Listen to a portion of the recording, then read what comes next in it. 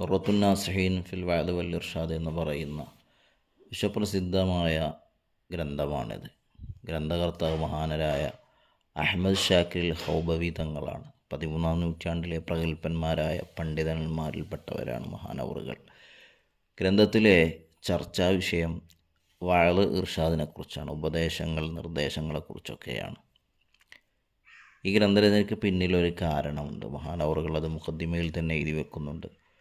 മുതഅല്ലിമീങ്ങളുടെയും പണ്ഡിതന്മാരുടെയും ഇടയിലുള്ള മഹത്വങ്ങൾ പറയുന്ന ആഗ്രഹം ജനിപ്പിക്കുന്നതായ പ്രഭാഷണം മഹാനവറുകൾ കണ്ടപ്പോൾ അതിൽ ഖുർആൻ്റെ ഓർഡറിന് വിപരീതമായാണ് പറയുന്നത് മഹാനവറുകൾ കാണുന്നത്.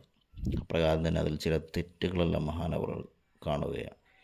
ചില വിദ്യാർത്ഥികളുടെ പ്രഭാഷണങ്ങളിലും ഉപദേശങ്ങളിലുമെല്ലാം പിഴവുകളും അത് അവിശ്വാസത്തിലേക്ക് വരെ എത്തിക്കുന്ന